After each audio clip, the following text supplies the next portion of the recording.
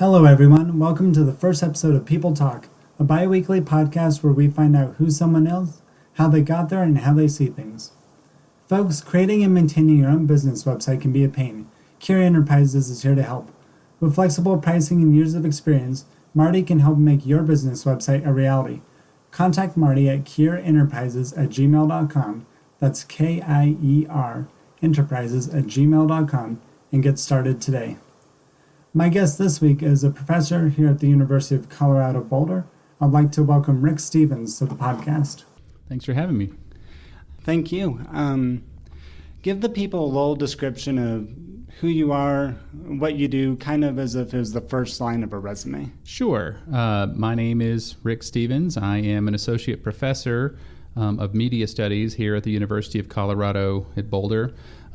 Most people, when I say I'm a professor, think about the classes I teach, but I also have a very active research agenda, studying everything from technology platforms and how they affect media culture, politics, and society, as well as how popular culture leads us to talk about certain issues in certain ways.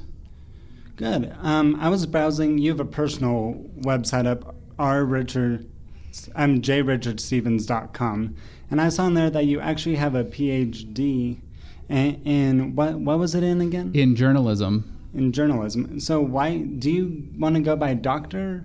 Rick Stevens or Professor? People call me Dr. Stevens, and of course my title is Associate Professor, but most of my students and you can call me Rick. That's pretty normal for me. Rick, all right. Because it's a thing in my head, and it might just be lack of experience on my part, but to me, if I were to go through the 12 years of schooling to get that PhD, I would think I'd want, the term doctor, I'd feel like I've earned that. Sometimes some of my colleagues feel very strongly about it. There are moments that I have some preferences that assert themselves unexpectedly. Most of the time, I'm pretty informal. Just by way of being safe, if you don't know with a faculty member, usually the worst thing you can do is say Mr. or Miss. Usually you either call them by their first name if they've given you that permission, or call them Professor if you're unsure, or if you know they have the doctorate, call them doctor and last name. And then they'll very quickly, like when students say that to me, I will say, that's fine. You can call me Rick. That's fine with me.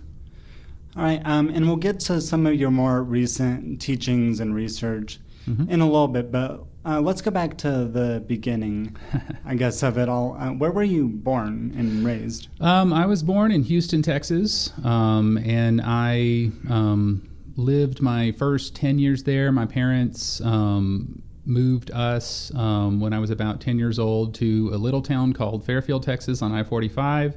And I went through the rest of my school there. I spent 7 years out in Abilene at Abilene Christian University, where I received my Bachelor of Science in Advertising. It is a BS in Advertising, and a Master of Science in Digital Media. After that, I went to the University of Texas at Austin for my PhD. At that time, I was doing some consulting, and it just seemed like the logical next step. But the academic bug kind of got a hold of me, and then this became my career and my profession, the questions that would come up for me. After I graduated, I spent 4 years in Dallas, Texas at Southern Methodist University, and then in 2008, I moved to the University of Colorado to join what was then the School of Journalism and Mass Communication. All right, let's take that all step by step. Right. So you said you're Houston. Right. Houston. What'd your parents do? My father was a hospital administrator, and my mother was a high school math teacher, mostly geometry, pre-cal, trigonometry. And I come from a long line of teachers, mostly in the high school level. My mother's also taught at junior college and has had lots of different roles in that regard. My father was a hospital administrator for a few decades, and then most recently actually retired to become a librarian, which is how he finished his career. Okay, so pretty educated family. It was, I believe my father was the second person in his family to go to college.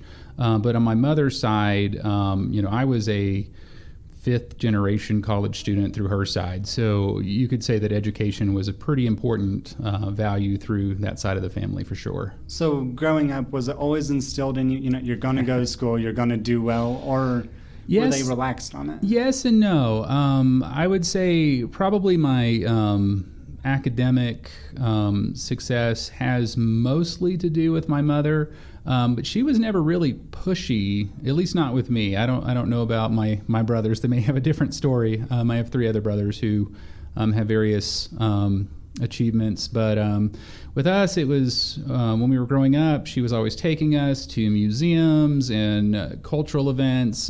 She kind of has a travel bug and is always looking for new things. So I've seen all kinds of interesting landmarks and learned the history of places that looked really tiny but turned out to be really interesting. And so kind of in that regard, that constant curiosity was pretty contagious. But in terms of pushing me, she told me in high school, actually she told me after high school, that when I was in high school, she made a conscious decision not to push me or determine me. She just said, I figured if I got out of your way, you would figure out a career I'd never thought of, so I just didn't want to hold you back, and she knew I was on a good trajectory by then.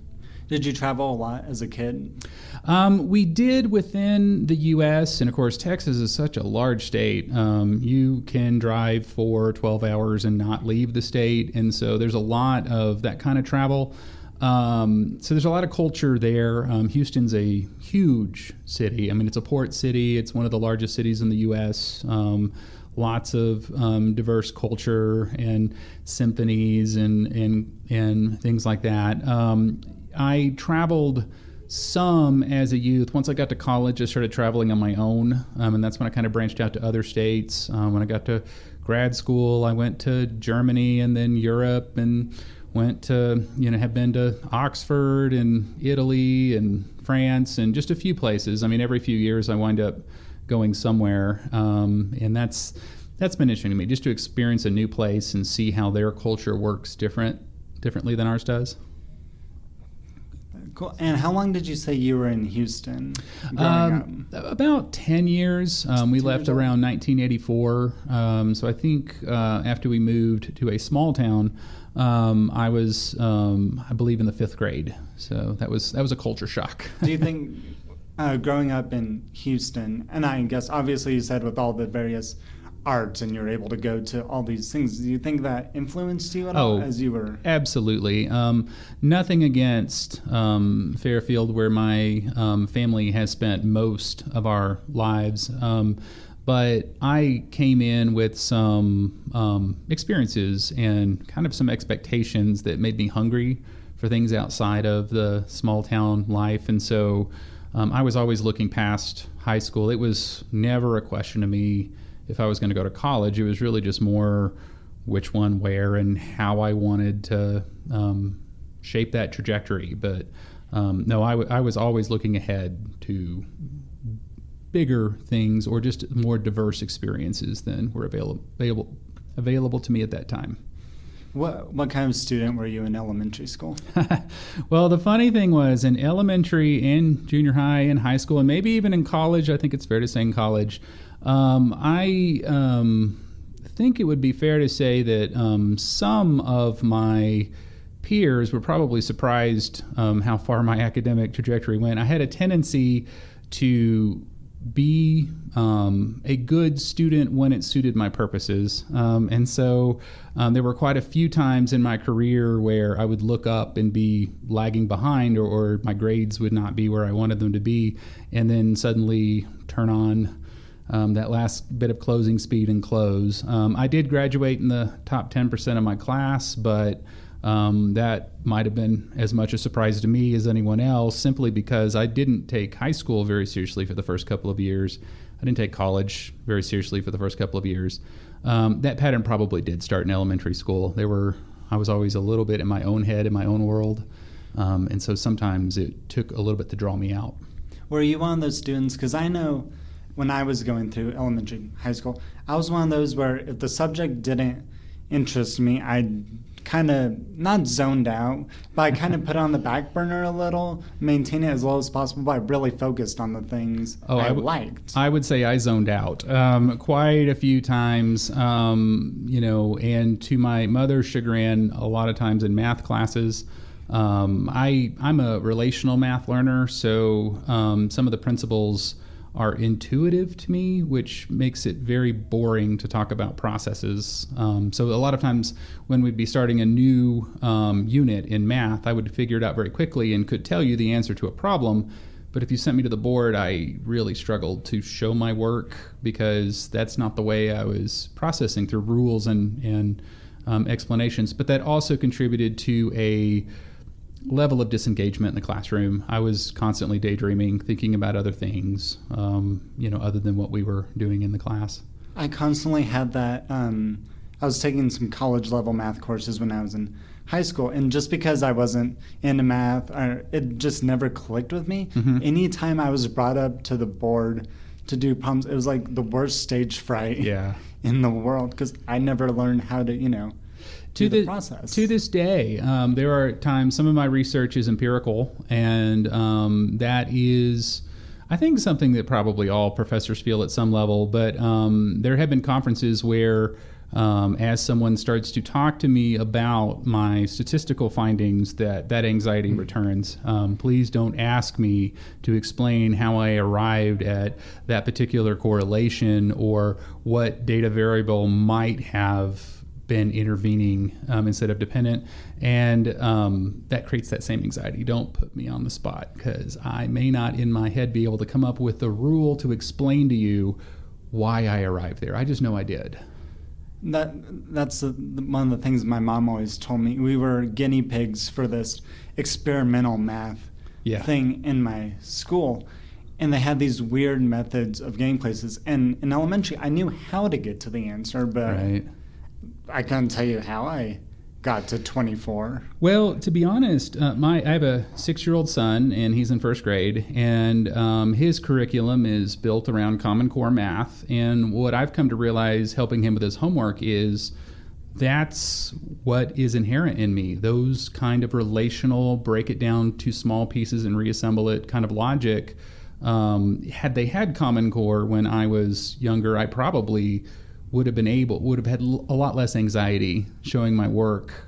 He's learning some ways that I wish I had because I can recognize some of the patterns, little tricks that I would have about multiplying things by 5s or 10s or creating groups. And so, it is interesting how the way we express that language, even communicating the math, how we communicate how we arrive at something is a source of anxiety.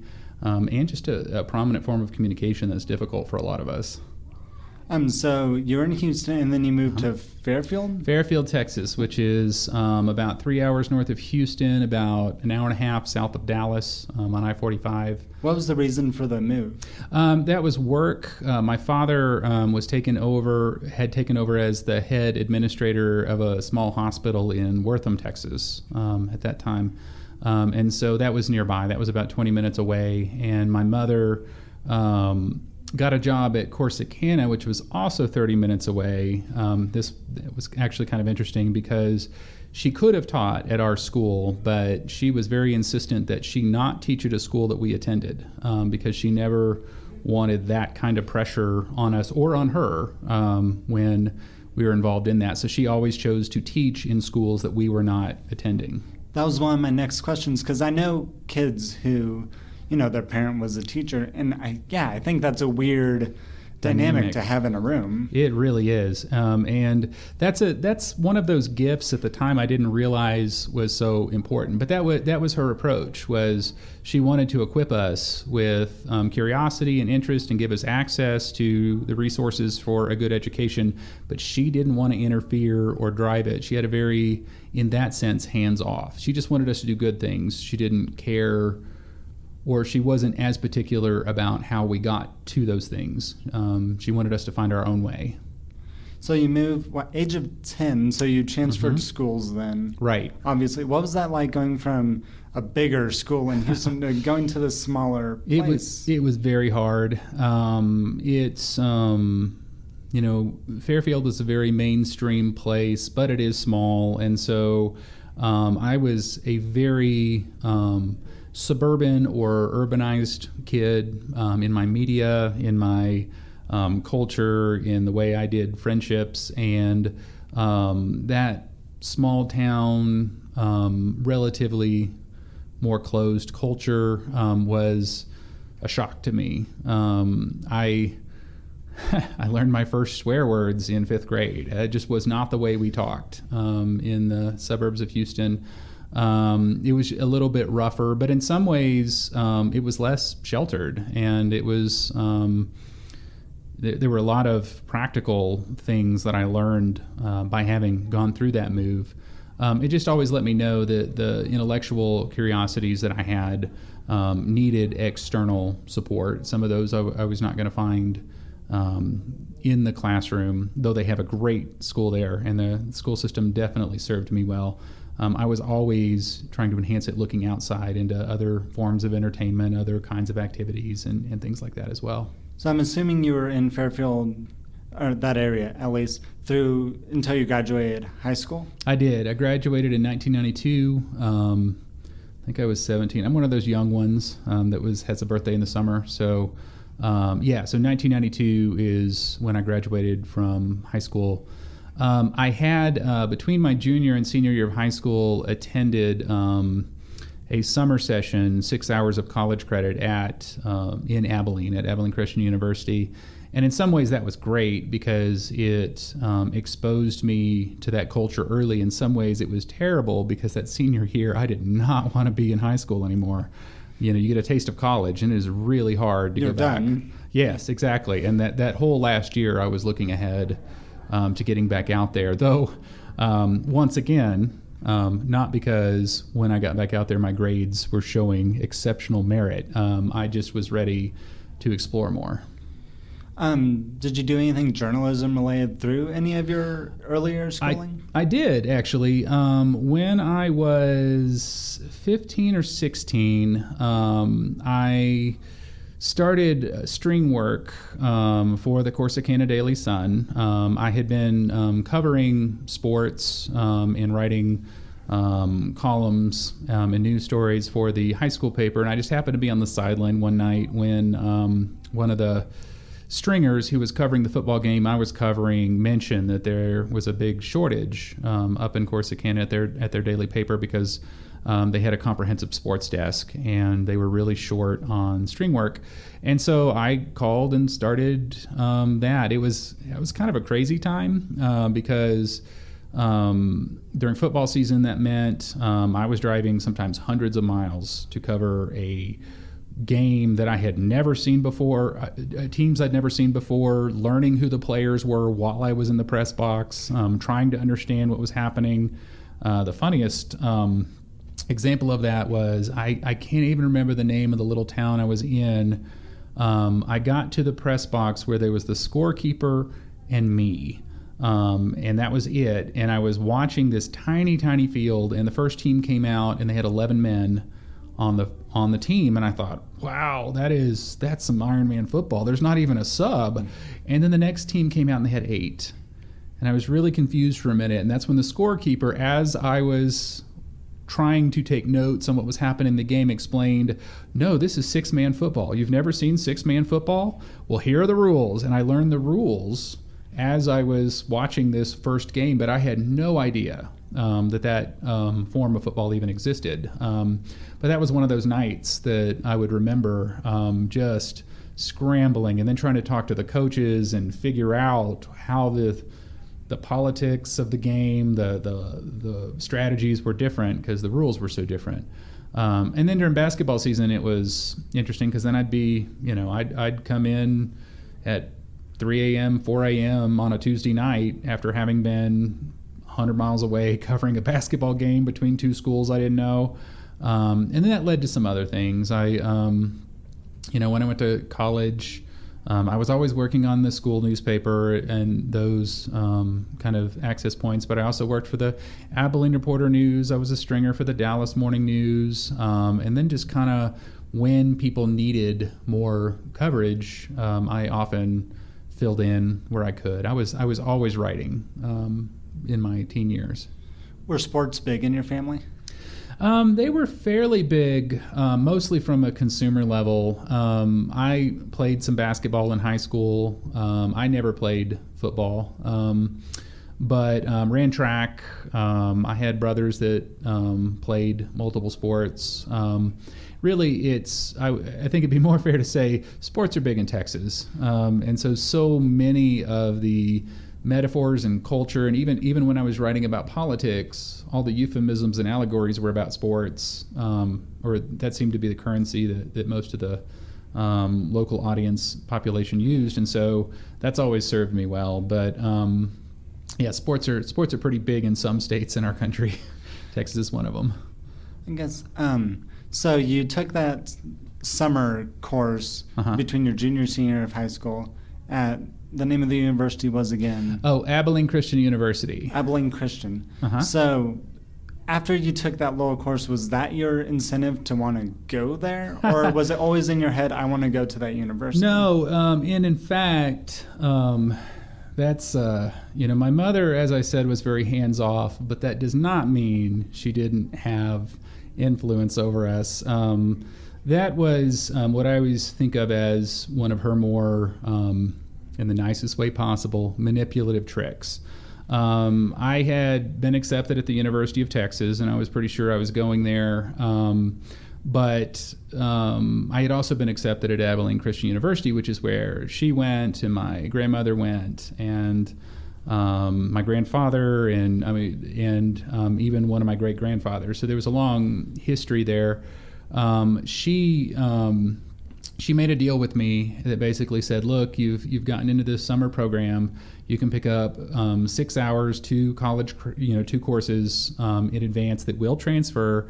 If you go out there that summer and you decide you don't like it, I'll back off and you can go to Texas, do whatever you want to do. Well, that was, I jumped at that. And of course, you get that taste of college. You have suddenly 20 or 30 of the best friends you've ever had because you're all going through this together in this special program. And there was no turning back at that point. I knew I was coming back there even before it ended. And so she kind of won. She delayed my my departure to Austin by a few years that way.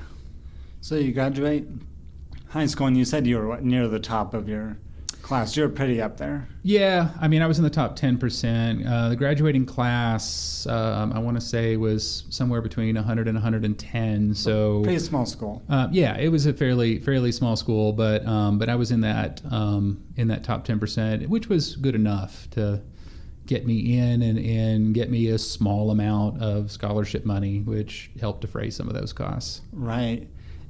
So how far was the college from where you were living at the time? I want to say it's about 4 hours, about 4.5 hours driving. So there's a pretty good cushion between you and the rest of your family. Absolutely. And even though my family has some strong connections to Abilene, a lot of my mother's friends and relatives, at that point, when I went out there, none of that was very present. And in fact, my experience of that was sometime in late July or early August, whichever it was, I just simply packed up the car and drove away to college. That was just the way that worked for me. And so I kind of had to figure out my own space. My grandmother, who is still alive, currently lives in Abilene, but she moved there about 3 or 4 years after I got there. So slowly we've built up kind of a presence there. But at the time, it was kind of my place to explore because on the one hand, there were people I could find who knew who my family was, but for the most part, I was on my own figuring it out. And we'll get back to that, but how old's your grandmother? Well, she will in April turn 100. So she's headed for it. We're all looking forward to that. She is. She probably wouldn't like me saying this. She's very alert and is still driving, though some of us are getting a little concerned about some of that. And she's pretty aware that her hearing is starting to degrade a little bit. Her eyesight is not what it once was, but she is still sharp as a tack. She is very funny and engaged and very witty. And she had 3 siblings and she's outlived all of them. So they passed away, one in their 80s and one, I believe, either in the late 80s or early 90s. So that side of the family has a longevity streak in it, which I'm hoping I get to take advantage of. But she's still alive and still in Abilene and still very much engaged with us. Good storyteller? Oh, yeah.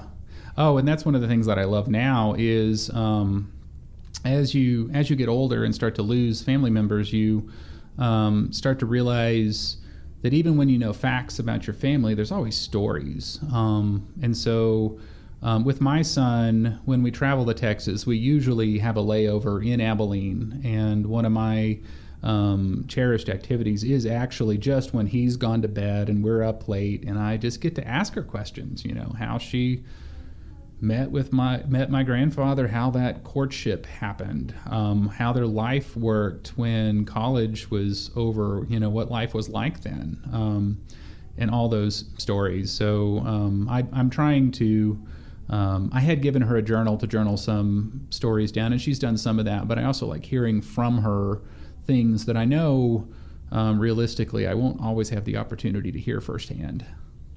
Because some of those things, that would make her born in 1916, 1915? Around then, I think 1915. I have several grandparents, most of whom have passed, and so I was trying to remember, one of my grandfathers was born in 1909. I think she was, so it would have been 1916 when she was born. So she's lived through it all. I mean, just the idea that people of that era, they saw the Great Depression. They saw all of these events that we read about in history books. And so there are a lot of good stories where I'll say, well, wait, what was that like then? And she'll just start explaining it in a way I'd never thought of, because I'm used to reading it at this top level historical perspective. And of course she has personal stories that are connected to how people lived and how they made decisions and things like that. Do you ever ask her from a media perspective what it was like? Because she saw everything happen pretty much in American She media. did. It's interesting. When we talk about media, we often talk more in a more contemporary fashion. Sometimes I ask her about those older experiences and ideas, but we will... My grandmother is... precious and graceful, and it's often said about her by other people that she's never said a mean word about anybody in public. And so when we talk about politics or we talk about media, that's always very interesting because she has very strong opinions. They just don't manifest themselves aggressively. I think partly because of her generation. That was not what a lot of people did. There were some things that were just considered private, and you didn't force them on other people. But there are times where she'll talk about technology or things, and it'll surprise me. We're currently moving my mother's house, the stuff out of it, and one of the items in the upstairs is my grandmother has what is probably the first wooden reclining chair. It's built to actually recline, and so that's the one piece of furniture she always talks about when we were talking about moving things around is don't lose that. It's the first chair that had motion to it. So you arrive at the college. Mm-hmm. What did you go in as for a major? Oh, I came in as journalism. That was my... I was in the midst of it. That's what I was doing both as a hobby and as my career. I was already working, like I said, with a steady job with the local Abilene newspaper, but then also was stringing for some other publications once in a while. I thought that was what I wanted to do, was write about sports and politics and things like that. So then the natural question is going to be, well, how did I wind up with a degree in advertising? I burned out completely, probably in my sophomore and junior year. I had, I just went through a phase where just the constant pressure to keep producing content for other people, it just changed my attitude towards it for a while. And there are only so many sports stories you can write before you start falling into rhythms that you can't stand. As the team drove down the field with the clock ticking down, it's like, I've written this story over and over and over, and I don't want to do this anymore. And even when my writing was on other topics, social issues, politics, things like that, it was just difficult to find that balance for me between saying things expressively and telling other people's stories in a tone that's more appropriate for their story. And so there for a while, I switched my major to advertising, and that was a place where I could use those communication skills, but work on other kinds of projects, do more media design kinds of things. Think about the way that communication messages influenced people beyond just informing them, and I found that very appealing for a while. So when you switched into advertising, what was your end goal in that moment? What was your end goal? You were going to graduate and do... I didn't know. That was what, and don't get me wrong, there were times my parents asked me that and I said, I don't know. I just know that I'm able to do document design for people right now. I'm able to design artwork and things like that. That also dovetailed because I graduated in 1996, so my junior and senior year of college was when I was heavily immersed in the online world for the first time, building web pages for people. I started consulting, and that's where those design skills came in very handy. And so after that, I kept thinking, well, I'm just going to keep doing this. And for probably a decade, I always subsidized whatever else I was doing with those kinds of side jobs, helping corporations build websites, sometimes newspapers, in some cases. But that's where I thought that was going. And that's what led me back ultimately to do my master's. I spent about 6 months where I was just working, and I was intellectually bored. Even as I was learning new skills, I could realize that was not enough. And so I went back and tried to find the best of both worlds. And so that's why I have a Master of Science in Digital Media, because that exposed me to some of the theoretical concepts of new media, just as that was emerging, while at the same time I was able to use the skills I was getting more and more proficient with to enhance my income and have more of a plan. So in that middle stretch, if somebody asked me when I was doing my master's, what is your career goal? It's like, well, this consulting thing is working. I'm going job to job, but back in those days, you could make, $60, $70 an hour at that. And because it was so new and people didn't understand how to make code interface with browsers very well and how to manipulate media elements or even organize complex websites. And we didn't have tools like we do today with WordPress and other WYSIWYG builders that help us get around some of the more tedious code. So for a while, that was what my goal was I'm just going to keep producing content this way.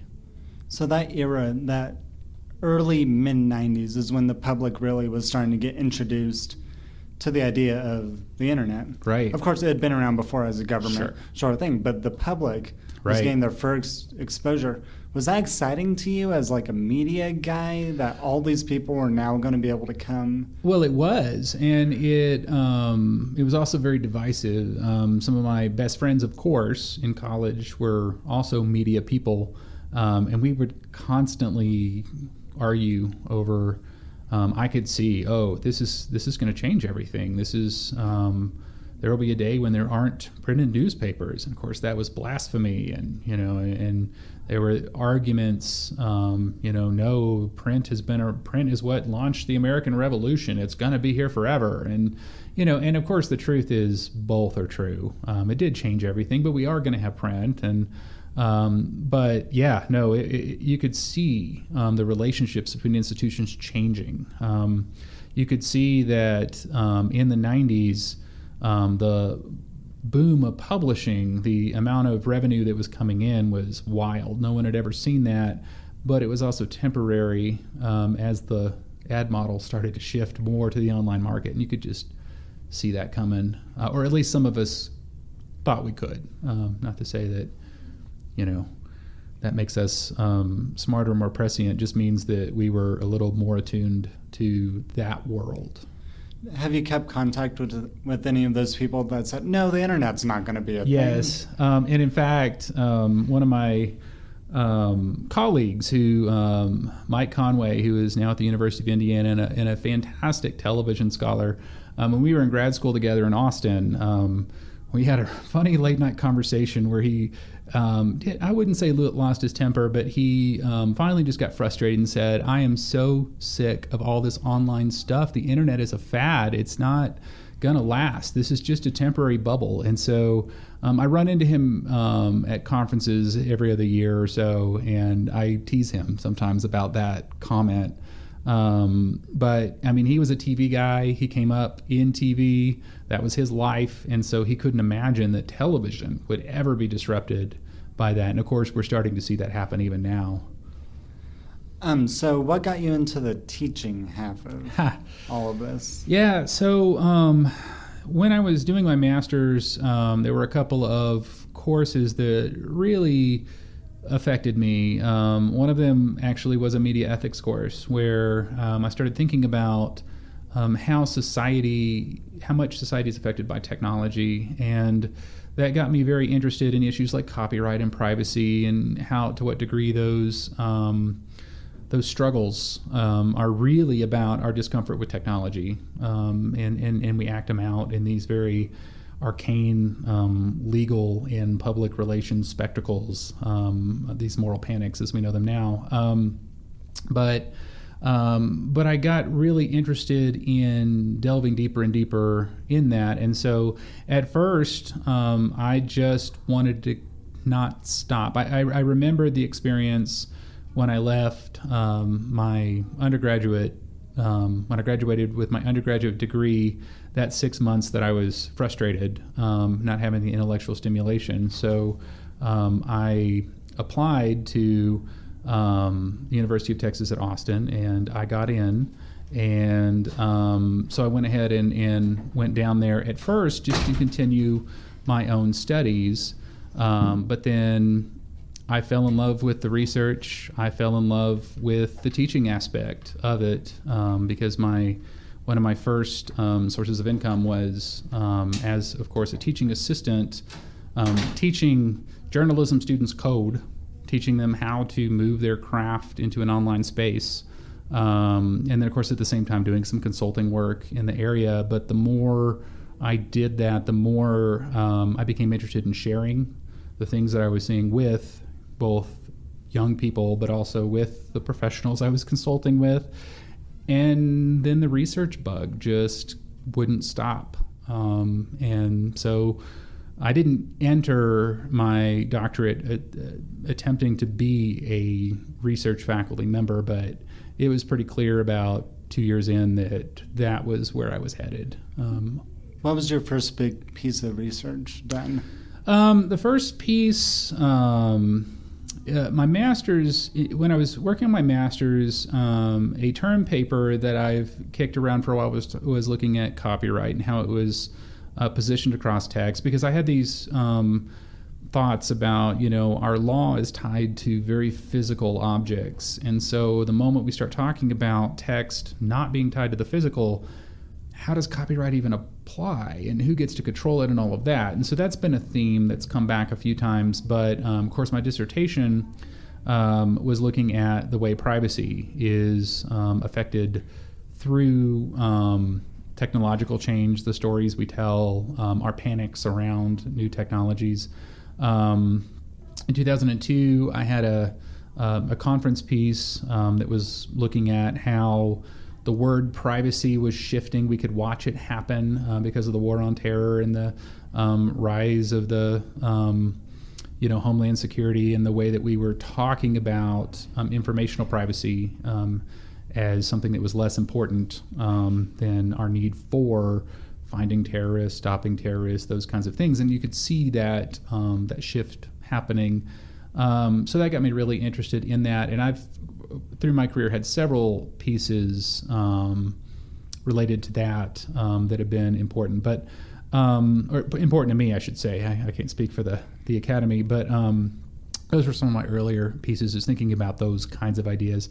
And then it was watching, weblogs emerge and started upending journalism practices. And so thinking about ethics when journalism practitioners blog, what does that mean? Or when bloggers who are not practitioners interact with media personalities.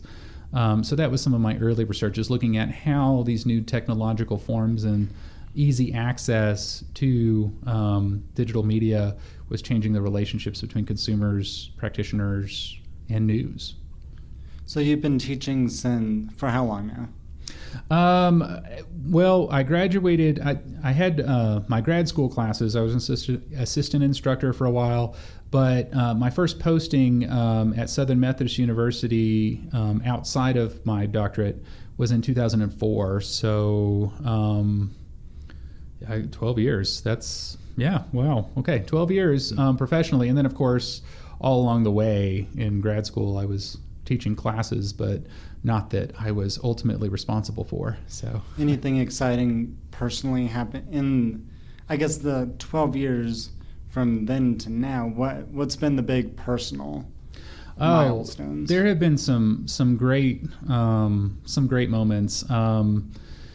I have always my early career was shaped around people wanting me to teach kids skills, teach university students to take their the practice of communication and put it online. And so there's a lot of courses I've taught there, and a lot of students who have gone off and really impressed me and surprised me what they did with that knowledge. So that's been kind of a moment of pride, that first time when you look up and you see one of your former students who is, some of them became tech support people, some of them became, media personalities, some of them became technologists, and that's impressive for me. The topical things, teaching people to think about their society differently, like how technology affects the way we think, or how influenced we are by the stories that we tell, or things like that. The University of Colorado has contained quite a few of those milestones. The first large-scale class, where I was teaching 100 or 200 or more students happened here. That was interesting and unusual to me. As I've gotten to tailor my own classes, that's been fun, whether they be about technology theory or the pop culture classes that I teach. This semester, I got to teach my first doctoral level seminar on the comics industry, and keep assigning all these research articles, but also lots of comic books to doctoral students. That's been very unusual and interesting. But then just the diversity, of course, as I've gotten to teach. But most of my milestones are going to be in moments where I saw former students or former colleagues who go off and do something fantastic, and you realize I had a small piece of that, and it makes me feel like beyond my own interest that this is where I needed to be, and that's a worthwhile endeavor. Have you always been into comic books? It's come and gone with me. When I was a young kid, my grandmother actually used to buy me comic books when we would go to the grocery store. When I moved to Fairfield, funny enough, was probably a big moment. I think because I was losing so much of the diverse culture that I had, that there were certain things I grabbed onto more intensely, and comic books was one of those. I did not read through almost at all throughout my collegiate career. But then I kind of got back into, I have a book that was published, of course, on Captain America. And the root of that actually was a trip to a toy store to buy a gift for my nephew, who at the time was, I think, 3 or 4. And I was looking around the toy store and I saw these representation of Marvel comic characters and these kind of posters that are supposed to be inspirational posters. And one of them was of Captain America, which was a comic I had read when I was younger. And it had this very kind of patriotic JFK quote under it. And this was 2002. And I was thinking, wow, that is such a bizarre kind of resonance right now in the middle of we've invaded Afghanistan. We're about to invade Iraq. This is a different feeling about how patriotism is working in our culture. And that got me thinking, how are they writing those books right now? I can't even imagine. And so that led me back to a comic store, and I bought comics and was amazed at how complex they were and how sophisticated. That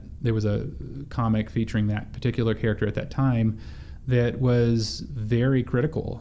It came out in 2002 and was basically that character is arguing that I will not be a soldier in this war on terror because this government has done more to create terror than it has to stop it, and I don't feel comfortable with that relationship. And that was such a bizarre time. No one would speak against the status quo in that moment before that invasion. And I remember being impressed about that. And then the more I just started paying attention to different expressions, particularly around how those characters would interact with that new status quo, I just became really fascinated. And that led me to study that area and then eventually to teach it as part of my research portfolio and the one that I'm passing on to students.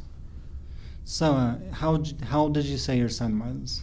My son right now is 6. 6 years old. Do you see, what's he into media-wise?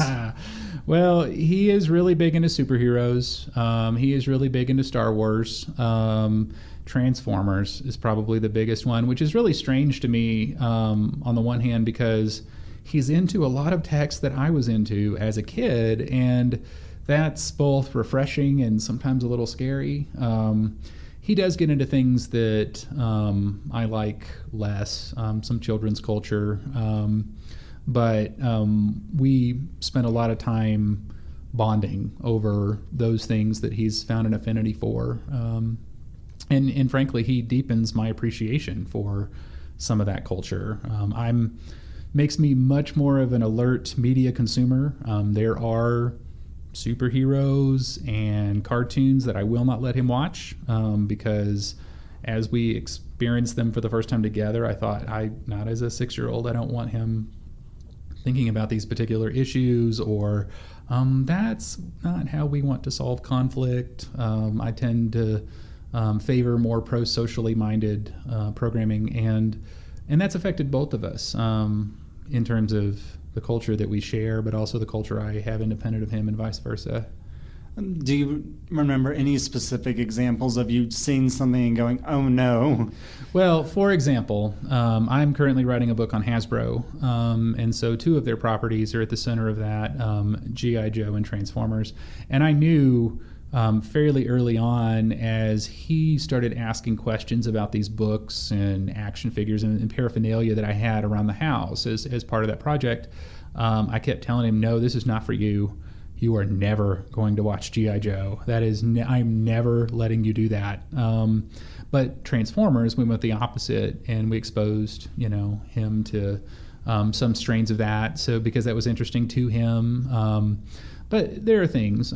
He comes home from school and he's very interested in Teenage Mutant Ninja Turtles, which is a childhood love of mine, but I've been very selective about how much I'll let him interact with that, because my exposure to that was as the kind of adult level independent comic books that were published in the early 80s, that were then turned into a children's cartoon, and which were then, of course, turned into lots of other media representations. And most of those representations are not as helpful at his level. I don't need him running around the house kicking people. And so I tend to tailor his my contribution to his interests around things that I think are more appropriate for his level. He's very sharp and he picks up on things, and so I'm always trying to be mindful about what he gets exposed to. Isn't that interesting how it all came back around? The entire... It did. Everything that was old is new again, and there's reasons for that. When a lot of these texts were written, whether we're talking about comic book text or Transformers, G.I. Joe, Star Wars, all of those 70s and 80s texts, those were produced at a time when a lot of these media platforms were emerging. Star Wars changed the film industry. It created Jaws, created the blockbuster, but these are the same people that created, still George Lucas and Steven Spielberg. I mean, their contribution to the way movies work produced those texts, but also changed the form. Those forms are with us today, which means that that kind of narrow construction means that as you start to run out of ideas, you always go back to that well of the originals. And so what it really means when we watch all that come back is that people in the Gen X generation were growing up at a time when a lot of things were changing. And now we're entering a period of intense change right now.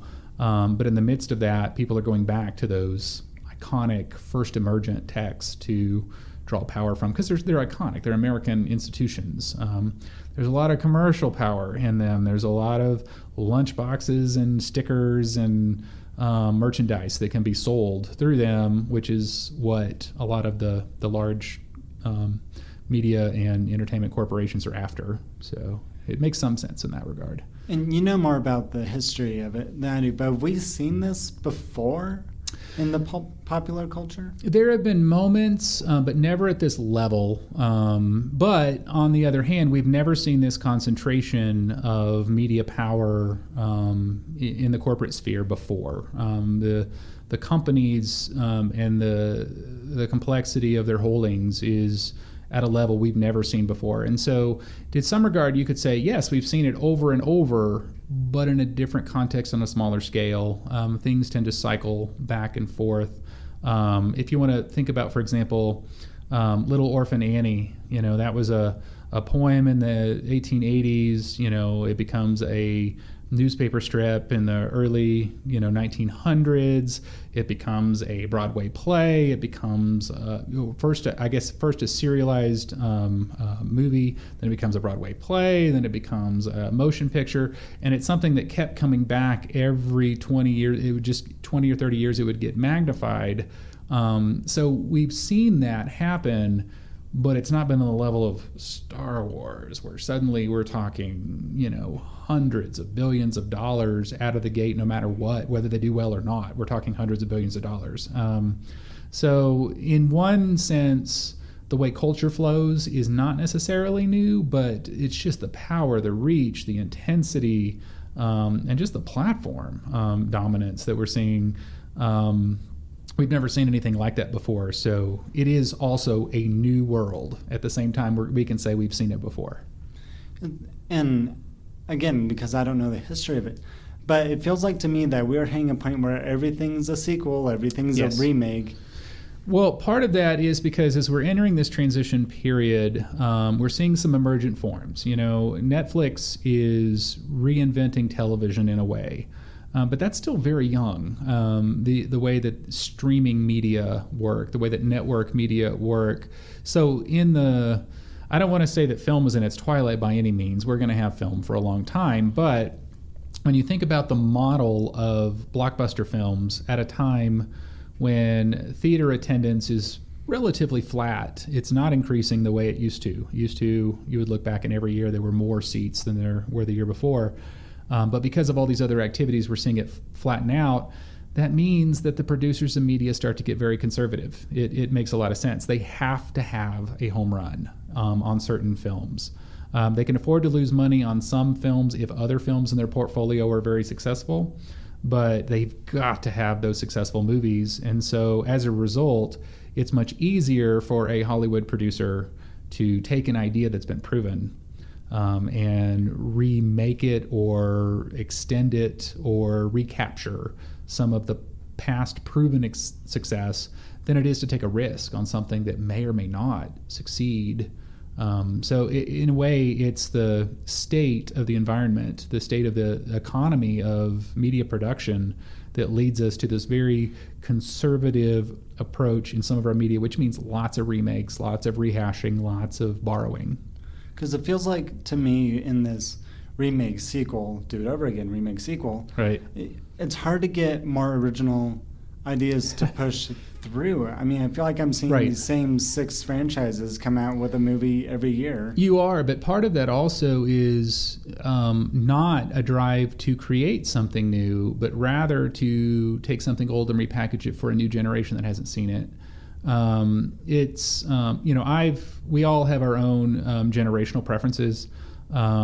I have seen and read some of the Twilight series. What I don't like about those is I feel like I've seen them lots of other places, but then I have to remember the target audience of that media franchise was not my generation. It was one who had never read or watched the movies that my generation did. And so in some sense, that makes sense. Your generation, the millennials, is the largest generation in human history. But what that means is you have the largest generation in human history that is young enough that you haven't watched all the great classics. So they need to be remade. In some sense, from a cultural perspective, I want them to be remade. I want you to know Casablanca. In making people in your generation sit down and watch a black and white Humphrey Bogart movie is hard. And as much as I hate the idea of remaking that movie, because I love it, on the other hand, when it is remade, if it is, there's also a value to that your generation gets to have that story because otherwise you won't. I was watching Citizen Kane for the second time the other night, and it occurred to me, wait, this movie's never been remade. Yeah, there's some we won't dare, partly because the moment of their emergence, both in terms of the media and the storytelling form, are too iconic. And in some just because they're too ambitious, they wouldn't work today. The audience is too savvy. The audience is too literate in the production values to be surprised by certain things anymore.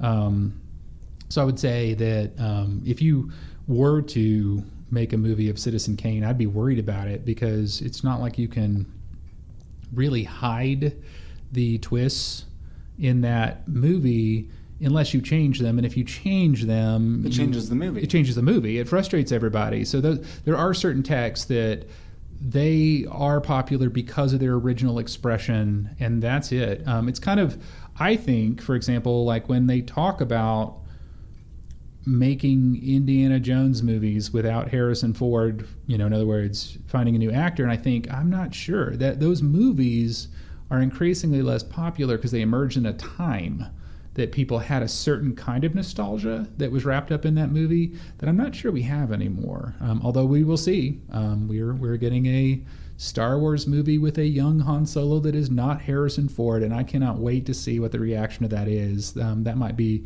the litmus test for some of these to see if those are possible. These eternally running franchises. Right, where there's this pent-up demand for more and more and more of it. And more importantly, that it's a sure thing. They haven't done it yet, but they could make a truly terrible Star Wars movie and slap that logo on it and still make money. And that depends what your opinion on the prequels, of course. Well, the thing is, as my son has started to watch those, I grew up on Star Wars, and I, of course, have a special place in my heart for the original trilogy. When you think about what he was trying to do with those first prequel movies, I understand why people don't hold them in the same regard, and the first trilogy is by far superior in every way. I mean, if we have a ranking system, it's really hard for me. I'm not a huge fan of Return of the Jedi, which is very controversial, but on the other hand, I can still recognize it's better than Episode 1. But when you think about what he was trying to do, the kind of story he was trying to tell a Star Wars but not Star Wars story, first of all, that is risky. But second of all, trying to capture the political climate of its time. If you think about the original trilogy set in this kind of post-Vietnam era where we're going to tell an adventure story that harkens back to more World War II themes to help ease us past conflict in a time when our culture doesn't like it, and we're also fighting against very corporate cold institution, which is why it's an empire, and so it kind of has all these allegories wrapped up in it. That spoke to its time, and it's really a testament to that power of storytelling that has survived its time. But I think he was trying to capture very particular statements about what does it mean when you are a all-powerful superpower and you're engaged in this conflict that you entered into for unknown reasons, and the politics are being distorted beneath the surface. And there is definitely some commentary on what the American empire is as opposed to the earlier trilogy, which was talking about the resistance to the empire in it. So in some ways, when you look at what he was trying to do, there's some masterful strokes of storytelling. On the other hand, some of the choices that were necessitated by that, they just aren't the way we think of Star Wars. The first moment that people saw the new film or even saw Guardians of the Galaxy and they thought, that's what we've been missing, is that fun Han Solo kind of character. That just wasn't the story he was trying to tell. But for whatever it's worth, the new regime in charge is harkening back to those older themes and recapturing some of the fun. Some politics, but less politics, more character, more fun, more excitement, which is both good and bad. So in other words, those Star Wars prequels I find very interesting. The longer we move away from them and I look back on them. So your son, what order did you show him the movies? Well, the obvious only one necessitated, you have to watch Episode 4 first, the original.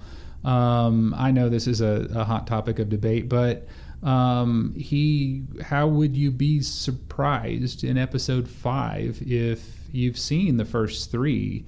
It changes the complete understanding of it. If you go into Episode 4 thinking of Darth Vader as Luke's father, spoiler alert, it completely changes the story. It changes the dialogue. It's already difficult for those of us who have seen the whole series to watch some of the dialogue exchanges about what that story is supposed to be, because we know that the history being referenced there hadn't been written yet, and so there's obvious inconsistencies and awkward things that are hard to wrestle with.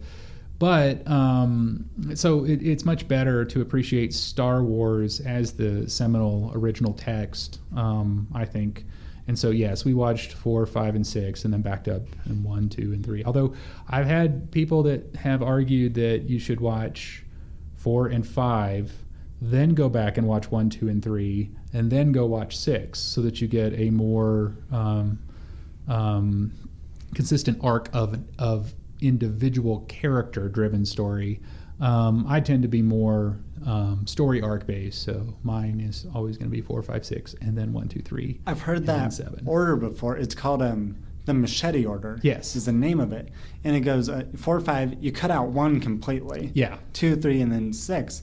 And I had a friend who hadn't seen any Star Wars. I'm like, okay, let's see how this order works, and it works really well from a storytelling perspective. It does work really well.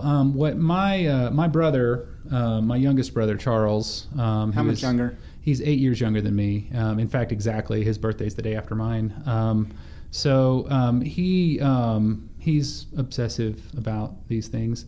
And so what he actually did was he took the first two movies and edited them together.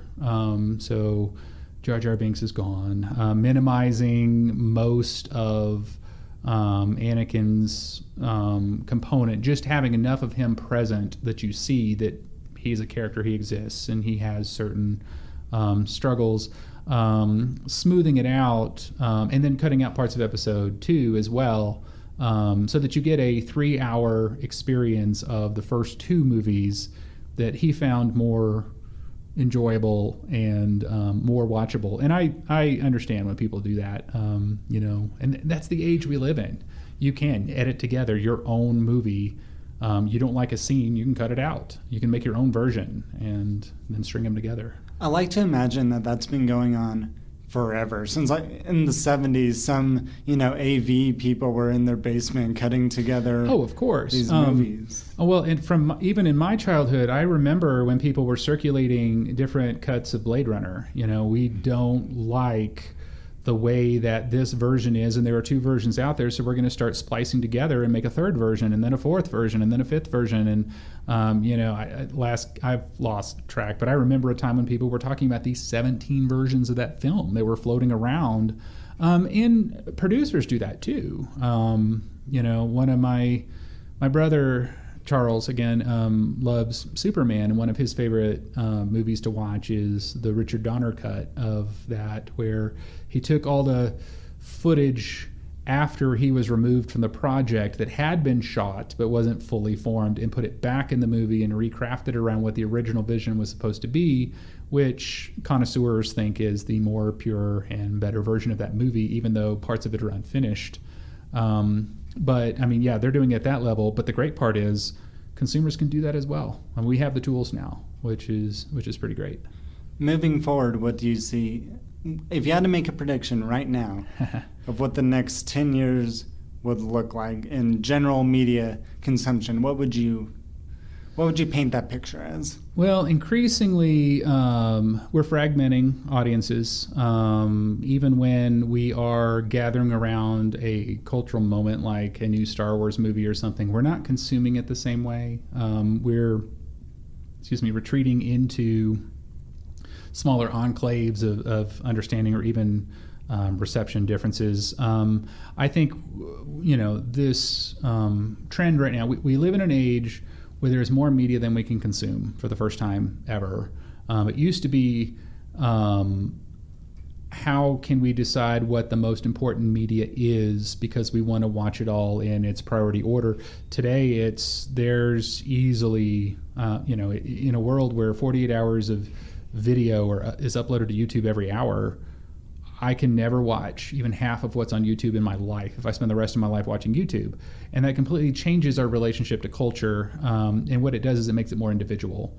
So I think we're going to see that content explosion continue to accelerate. I don't think it's going to slow down. I think it's going to keep increasing, which means increasingly our culture is going to be more individualized, more built around taste, preference, individual choice, which means in some ways we're going to be even more isolated and pulled apart, even on the things that we're enjoying together.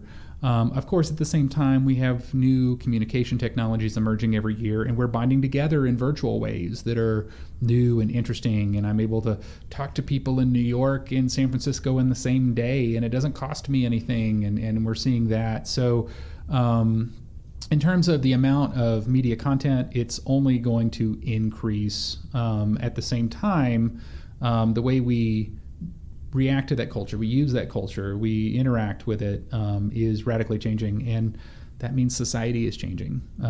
What we hold as common values is going to shift. We don't know how yet, because we don't know. A lot of that is going to be a question we're going to be asking you, the millennials, because your data values, your values about institutions, the more social aspects of the way you bind across your peer group are unique among American generations. And so We're watching you to see how some of that's going to change. But all we know is that the last 40 years have largely been dictated by boomer tastes. My generation is Gen X. We're small. We have Breakfast Club and a few small niche things that don't drive the power that the boomer generation did. But your generation is slowly supplanting all of us, and so we're kind of watching that. So in some ways I can say I'm watching it radically change, but this will be a question I'll be asking you in 10 years because you guys are the ones that are going to be holding all the cards and dictating terms. As we wrap this up, I wanted to tell the reason I had you in mind to do this first episode.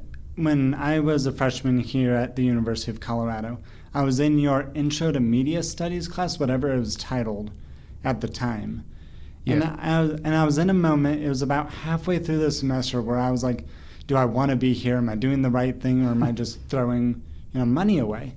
And you had a class on the remixing and repackaging of media, and the example used throughout the class was Queen's Under Pressure. Oh, yeah. As it morphed Right. Vanilla Ice's Ice Ice Baby, and then it went on Into and on. Glee and some other spaces, right.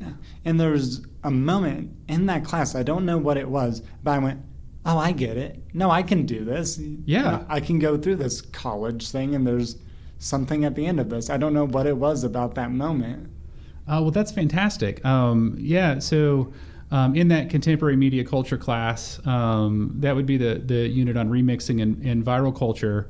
But part of what that was about was trying to show we've always been doing this. Our culture, if culture is shared meaning, then the texts of the past are in conversation with the present, and that's what shapes our future. And so tracking those media elements through just shows these are just people, and they're making sounds and saying things that are on their minds that resonate, but they're for us and for us to contribute. And I'm extremely pleased to hear that anything like that would have touched you, because that's one of the much more so than the understandable students who say, thank you for showing me how I can make money or how I can use media to promote myself or something like that. I really appreciate it when students see that I get culture and my place in it and my ability to speak into it and listen to it at the same time. That's fantastic.